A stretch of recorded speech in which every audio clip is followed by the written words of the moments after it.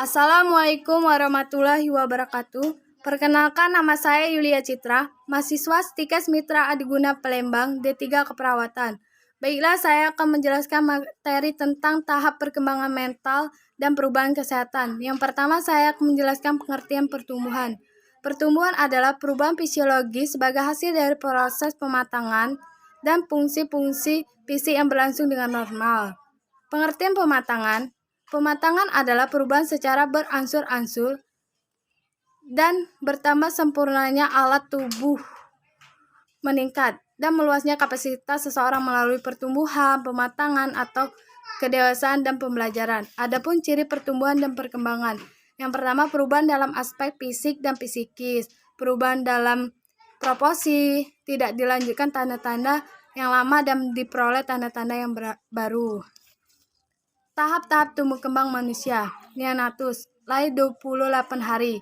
Pada tahap ini, perkembangan neonatus sangat memungkinkan dikembangkan sesuai dengan keinginan. Bayi usia 1 sampai 1 tahun, misalnya bayi 1 sampai 3 bulan sudah bisa menggerakkan kepala, melihat objek dengan mata, melihat dengan tersenyum, bereaksi terhadap suara dan bunyi, sudah bisa mengenali ibunya dengan pendengaran, penglihatan, penciuman, dan kontak dengan benda yang dipegangnya.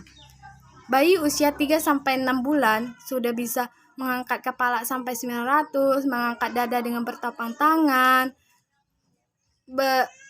belajar meraih benda-benda yang ada di dalam jangkauan maupun di luar jangkauan, memasuki benda kecil ke mulut dan lain-lain. Bayi usia 6-9 bulan sudah bisa duduk tanpa dibantu, tengkurap dan berbalik sendiri, merangkak, meraih benda-benda dan mendekati seseorang, memindahkan benda dari tangan ke tangan lain, memegang benda kecil dengan ibu jari dan jari telunjuk.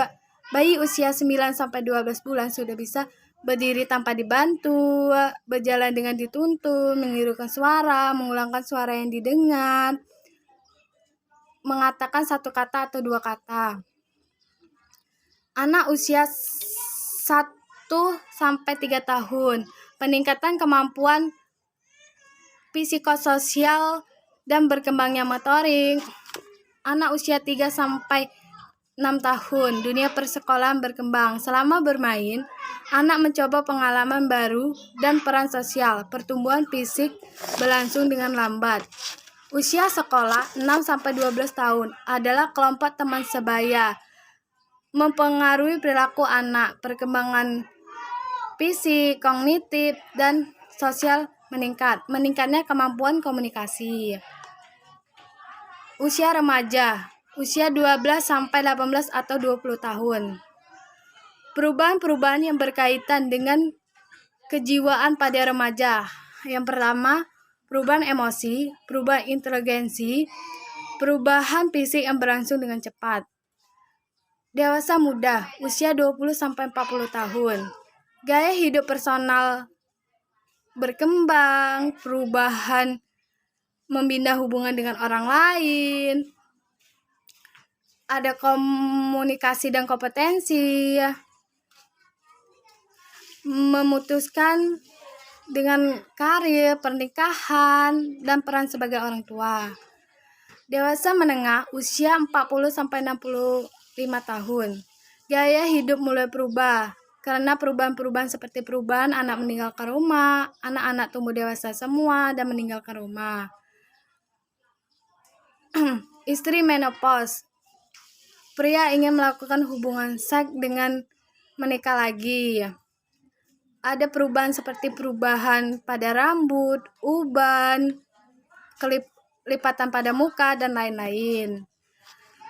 Dewasa tua, usia 65-74 tahun. Beradaptasi dengan masa, pensiun, perubahan fisik, ada perkembangan penyakit kronis.